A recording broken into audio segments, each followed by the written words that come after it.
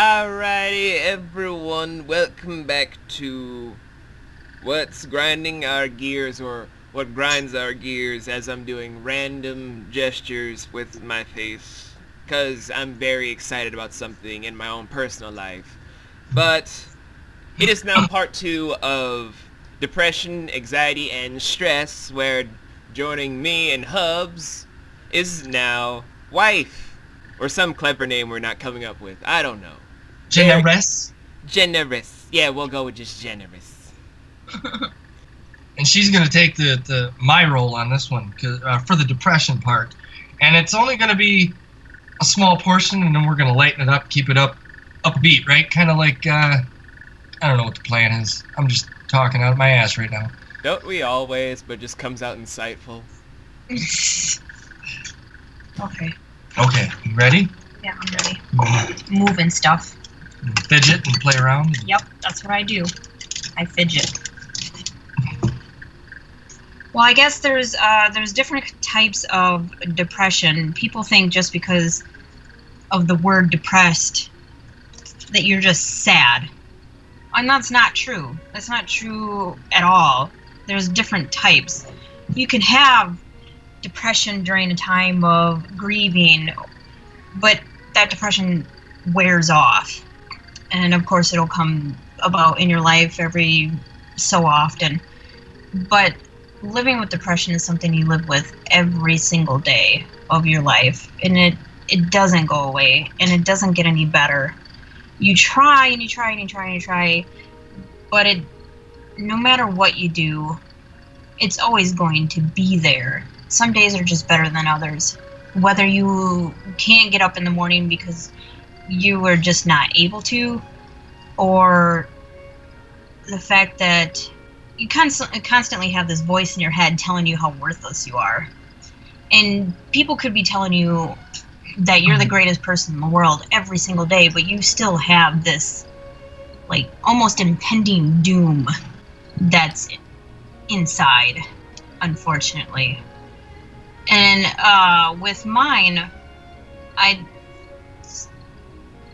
I'm not suicidal, but I have suicidal thoughts on a daily basis. I just don't tend to follow through with them because of willpower, or thinking, where would my kids go if I wasn't here? I mean, those things are what keep me around. But I'm not going to follow through on those things. There are just days that sometimes you just wish you weren't here. I also have problems with being a perfectionist.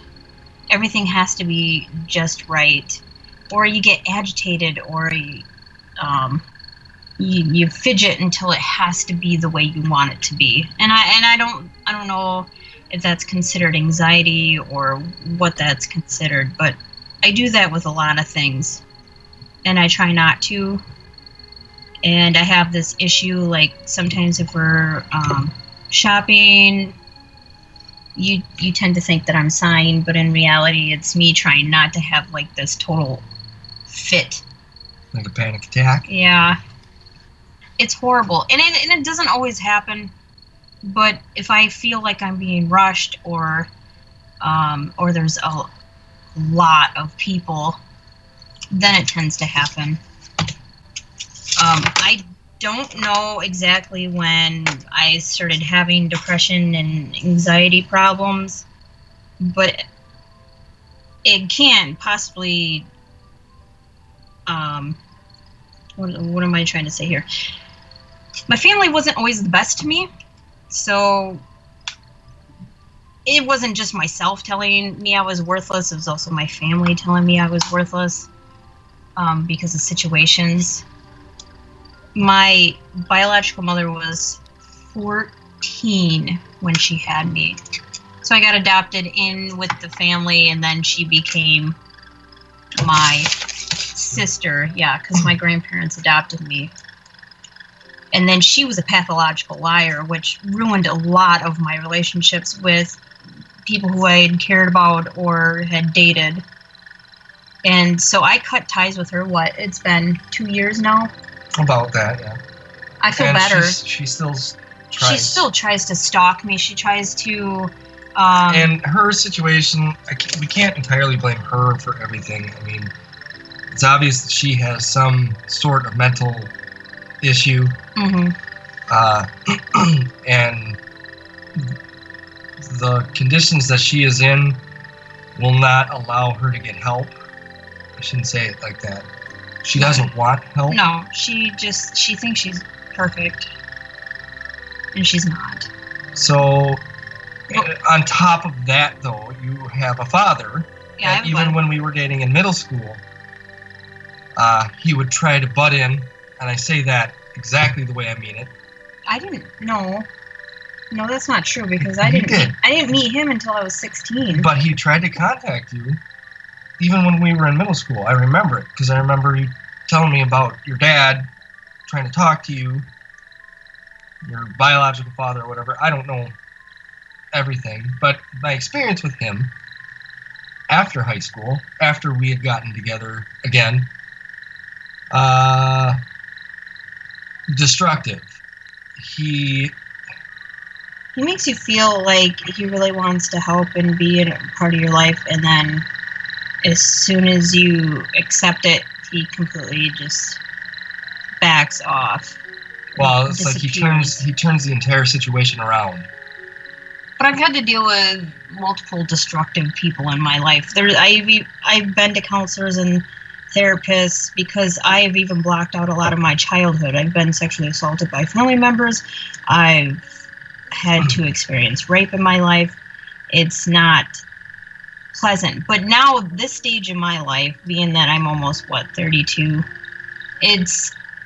I've been able to overcome and move on with a lot of it just because I said, fuck it, I don't need those people in my life because I have like you and I have Victoria and I have my family that I'm raising myself, which sometimes makes me want to hide in a hole. But it takes like a I lot. said, going back to that game we talked about last time where you're punching kids. No, I'm not going to punch kids. No, it's a game. It's not real. Fantasyland. Complete Fantasyland. Fantasyland's wrong, isn't it? I've always grew up impulsive too, and I still have that problem. So do I. I have very, very impulsive issues, but I've learned to control a lot of it. Sometimes, like that impulsive, stupid book I bought. That impulsive buy I bought. It was so dumb. What book? It's in the car. It was something small, but still. Like, those every now and again will get me, but I hesitate with everything I do. Absolutely everything. And I don't like it at all. But I can't help that part, and I can't move on from that part. That's just with me. Like buying the TV tonight? Hesitant. I can't help it because I feel like if I do it, I'm going to end up pissing off someone or I don't. It's like this nagging feeling that I have. I have it too. But I know that there are good qualities about me. If I want something, I manage to get it because I work hard for it, or I find a way to do it. Not to the point where I destruct people's lives or anything like that. I mean, I work hard myself to do it. I try not to ask for help at all. Try to do everything on my own, even if it is way too much. Because I feel like I'm bothering people if I try to ask for help. I try to make people happy more than myself. Everyone. But, that's okay.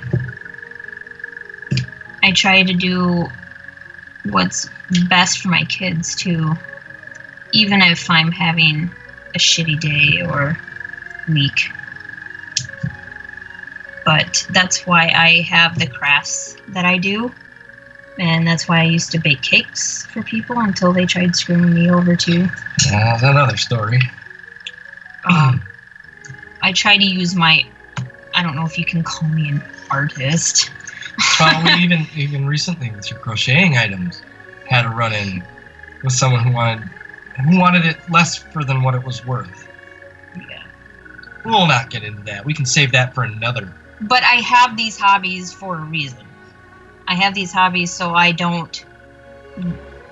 I need something Go to do. postal? Well, that and So you don't punch me in I'm the not balls? on. I'm not on drugs. Like Now, if they legalized marijuana, would That- solve so many depression, stress, anxiety problems what do I do? in so many states. I don't know if it'd solve it. And I. It might help. You know what? For the longest A time, little. they Just a little. they always put it out there like marijuana was so bad. This is so evil. But in reality, if it wasn't for me smoking every now and again before bed, I wouldn't sleep. I wouldn't calm myself down, and I wouldn't shut the thoughts that are in my head off. But that's the only thing that seems to help. It just kind of just relaxes me, shuts everything off, just so I could shut down. Because if I don't sleep. I started wearing this activity It's a bracelet. knockoff Fitbit. Yeah, and I've been noticing that I've only gotten around 2 to 4 hours of sleep every day. So that's why I nap while the kids are at school. It's so quiet. Is there anything you'd like to talk about, V? Sorry, I talked a lot. No, it's good. No, Was it good? no, you're good. You're good. It's just that I'm trying to now keep time for these recordings so I don't end up losing out on gigabytes. Yes. It's Yes. it's gonna be time consuming. Anywho, what could I really add about this that me and Aaron already talked about in part 1? On the depression aspect, because I don't know. I'm not the. I understand, Aaron. I understand, but I know a lot of people want to I know like our mutual little sister of Jasmine from our collective family has noted that she said in the comments for part 1 that a lot of people in the media try to romanticize depression. We're just like, you're depressed one day and then all of a sudden you're just baking a cake, some cookies, or some shit. I don't fucking know what Hollywood thinks depression is, but it's like... Isn't that bipolar? I thought that was bipolar. Which is like a spit in the face for me with bipolar depression, because I have never woken up just like, I'm gonna make some cookies while I'm sobbing over Fido. Maybe some brownies. Some brownies? Something? If I'm making pot brownies, it's just to make sure I don't end up crying while choking out my neighbor for doing something stupid, but that's just me trying to go throughout the day. But it's never going to be a pretty sight for anyone, because there are literally very few windows within the year for people to have a bright spot. With actual depression, not... With actual depression, yeah, because unless you find good outlets that will let you have huge broad spans of a good period, like for myself, since I'm a summer baby born in June, that would just be like my cover of, as long as that entire month goes really well for myself, I'm pretty much going to be in the best mood where I'll be like the summer Santa Claus, where I'll feel like giving people gifts even if it's not their birthday. I don't know what the fuck is up with that, but whatever. It's never a singular thing, because it's always a juggling act. Certain people that say that because they have migraines or all these different medical issues that leave them with dyscalculia, dyslexia, and all these different stuff, they think that that's the only thing with a juggling act. But emotional problems within people cause that as well, because we have to make sure we're like, I know I want to just flip this table at this restaurant to throw at the maitre d' while I'm angrily having sex with my partner in front of the parents while sobbing madly over the fact that I will never feel good enough. Because we have to balance that shit out. Yeah, I have sobbing. And I guess that's the moments. difference between actual depression and like what I tried to talk about in part one. Just Feeling sad in general. Well, I don't want to call it like average depression because it's not. I don't even know if it's the average person because I really don't know how many people this afflicts. I have had depression in my life, what you could call depression, but it's not manic. It's not every day. It's certain periods in your life that every human has. You know, when you hit adolescence and you ask out the girl that you really, really like and she turns you down, and then you feel bad about yourself and you're depressed. And you know, that is a thing that everybody goes through, right? That's what I have gone through. You two are going through something completely 1,000 times more than 1,000,000 times more than that. This is every day for you. This isn't periodical. This isn't, okay, 1 week I was feeling sad because my ex-girlfriend, broke up with me because I found out, I broke up with her because she was cheating on me and I found out and I was pissed off and now I'm really sad that I broke up with her. That's not what this is. This is every single day for you guys that you fight to either maintain normalcy or keep appearances of normalcy, or even on some days, on good days, happiness. Right? Yeah. And you know what the problem with that is? When you're happy, it can all go downhill within just a snap of your fingers. I know. I've seen it. I know you've seen it. I could be on top of the world and someone could say something wrong and I'm like, why? And it's instantaneous too. Why did you? It shows up right in Triggered. Yeah, but you don't look for a place to hide. No, I don't. But it definitely shows up in your facial expression. It's immediate. The closest, okay, and I'm sorry, B, I'm not trying to pick on you. The closest I can come to it is bipolar. I dated a girl that was bipolar. And she was severe.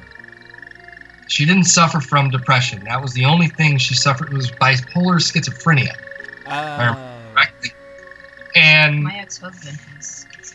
I know that's entirely different from depression, but it's the closest I can come because you could be fine all day long. Mm-hmm. And then I will be on my way home from work after all the lovely text messages that we've shared. Mm-hmm. And as soon as I get home, you are a completely different person from what you were in the text message. Yeah. When I was dating this girl, it would be similar, not the same, similar. We would have a text message conversation on my old Nokia brick phone. So the immortal phone. Happy conversations, just beautiful. And I'd be on my way to her house. I'd show up at her house, and then there's one instance, I walked up her steps, I opened the door, and she came out swinging at me. She was not depressed. She was mad. I have no idea why, but something that I had said, I don't even think it was something that I had said. There was just no reason for it. I think it was something that must have been brought up in her mind. I don't know. Maybe it was a memory she had of what her mom said about me. I have no idea, but she came out literally swinging at me like a boxer. And I grabbed her, and I didn't slam, but I pushed her inside up against the wall, and it must have looked terrible to anybody watching because, she came out the door. First thing I saw was a fist, and I dodged. And I pinned her up, and I held her there for a few seconds until I thought she'd calm down because I didn't know what the hell was going on. I had never run into this before. And literally, as I was holding her there, she was doing her heavy breaths. She was pissed. She was screaming in my ear for about 30 seconds. And then it just stopped. It just stopped. She went, not limp, but she relaxed, put her arms down. She started talking to me normal. And I let her go, and then everything was fine. She was back to normal. Now, I don't know. That is my experience with that. I have no idea what actual bipolar looks like. She was probably just back crazy. I don't know. I don't know. She is absolutely, completely normal now, from all accounts that I have seen. Now, I haven't talked to this girl in... Well, she did have a baby, and so sometimes that... changes your hormones and whatnot, I understand. And she got married, and she had a normal life away from her mother, who was the stem of all of this toxicity in her life, really. But she right now in her life, from what I have seen, I haven't talked to her again in 10 plus years. I don't care to go back to that. But, you know, from time to time she'll pop up on Facebook, or from time to time I'll see her out in public, and she's doing well for herself. It seems that she has, and I'll say this too, she was on medication that her mother felt that she needed to be on, and when she was taking it, she was constantly down. Like, I don't know if it was depression or if it was the medication just like forcing her to be down. She just had medication can mess you up. I know, it fucks with your chemistry in your head sometimes, or well, whatever. I'm not a scientist. I'm not a chemist. I'm not a physician. Anyways,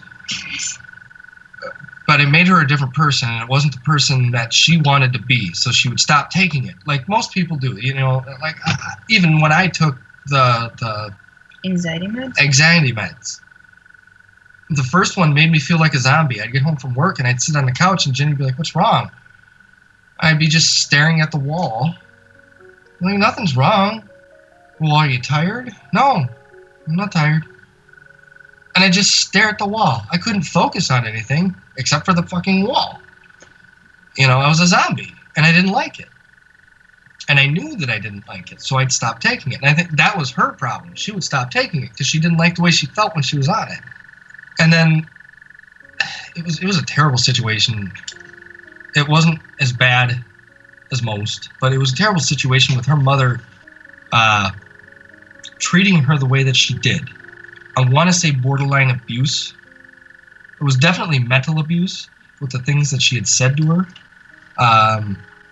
But as for physical abuse, I'd say borderline, because I want to say that is not what I described to you earlier is not representative of a normal bipolar person. That was one experience that I had with her. I want to say that she had gotten that from her mother, because those are things that her mother would do, not only to her or her brother or her husband at the time, but also to friends of hers or boyfriends of hers. Her mother had come up to me once and ended up in a pool of tears because she regretted doing what she had done, or, you know, whatever face she had wanted to put on for that day. I don't know. I'm sorry. I'm talking. I'm sorry. I'll just stop. V, go ahead. You're doing okay, and I was just, you know, doing my thing with the time thing, but Tell me how wrong I am, because about how the bipolar side of my depression is. It is. I will say this. Although there are a lot of negative things, like it makes all of my emotions come in like a haymaker in the middle of a boxing match, which makes every girl I date think that I'm a fucking psychopath, when it's just like, I can't really control how I feel. This is me on a day-to-day basis. Either you're with me or you're not, but that's whatever. But since I've been getting deeper and deeper in my 20s with this whole thing, it's actually become more of a benefit for myself, because it allows me to weed out those that I know are not going to be strong enough to put up with me as an actual partner. Because this is something that I need an actual support system and a pillar to be like, I know he's like this, but I need him to be focused on his goal, and I want to make sure that he's stronger for it. That's kind of one of the benefits of the whole, I'll be super intense on one emotion, but as soon as that's in one stage, that just swerves all the way back into the depression stage, where I'm just all zombified and whatnot. And that's why I would need someone to come to me, pick me up, and just be like, I love you, and I need you to be strong enough for your family, for your child, for everyone because you need to get this done. And that's pretty much been an upside since I've been having this go on about myself since I've been in my early to late teens. It allows me to have more clarity into finding a partner and makes me appreciate the people I have as my family, like you guys, Ethan, Jasmine, Liara, Leslie, Danny, the other Jen, Schweeby, Phoenix.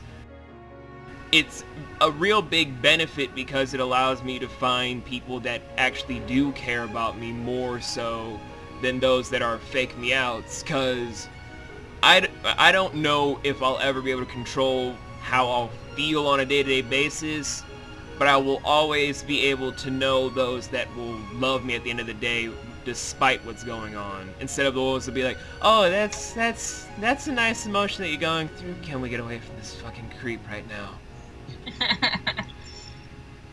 That's how I feel people look at me every day. Oh, he seemed nice. Hey, let's walk away. Now. Stare at me all the time. And you know, that's... I saw a little comic today that kind of represented how I think all three of us feel. There's a comic of a guy on a beach. And there's a bunch of people on the beach and they're, you know, doing their own thing. And in the first picture, he's walking through, like, scared and trying to cover himself and all this. And it says, this is what I see, being the guy. And then in that picture, it shows him walking through all scared, and it shows all these people staring at him that are on the beach. And in the second picture, it shows him kind of looking awkward, like suspicious, and everybody else is just going about their business. And it says, this is reality. You know, and self-consciousness, you can't control it. Mm-hmm. People probably, most likely, are not staring at you. Can give two shits less. Unless it's a guy who thinks you're hot, you know, obviously. Or a girl that thinks you're hot. Either way. In 99% of the cases, nobody is staring at you. But that's not what you think. Right. So, on a lighter note, hey V. Yes. How was Logan? It was beautiful. I want to know so much more, but Jenny refuses to go to the movies with me. She refuses. I already said in the video I released that you guys would review it for like the full. We will. As soon as it comes out on early release, which it will, because all movies do. It's true. We will watch it, and I will probably call you to review with you, since you've already done a review. All right, no problem. But she refuses to go to the movies. I don't like going to movie theaters because people are rude.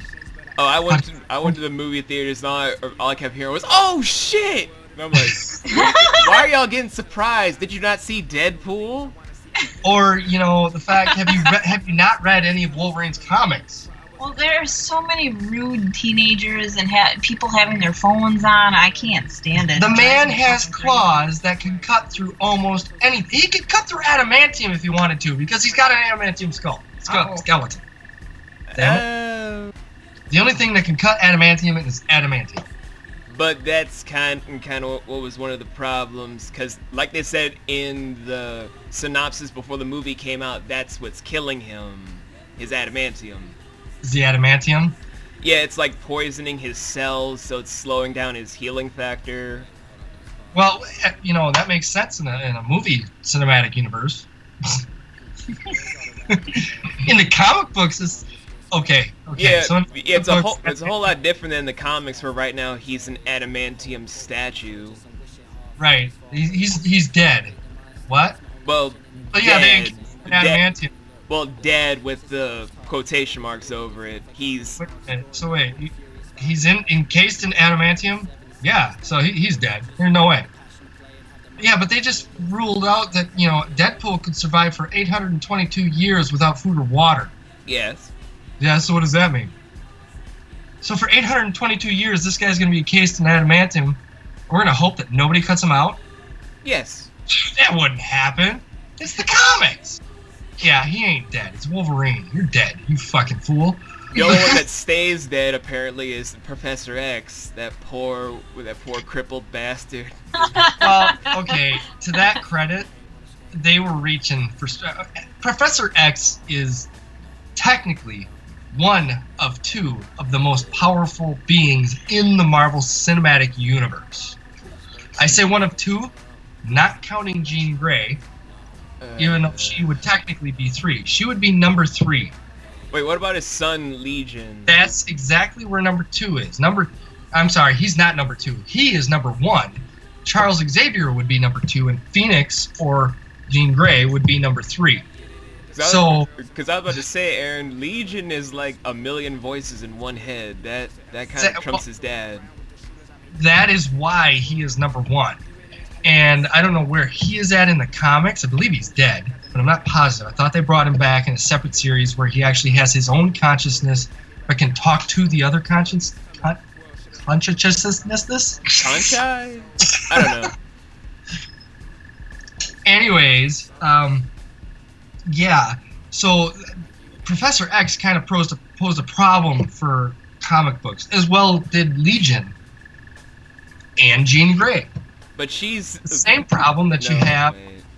Well, Jean Grey is benevolent, as well as Professor X. But it's kind of the same as when you have Superman, the same universe as Batman. I don't like Superman. Fuck that Boy Scout. Exactly. And for a different reason, but somewhat the same. Superman versus Batman, who wins? Batman. In the universe. Because you want him to win, right? Because he's intelligent. He can use kryptonite.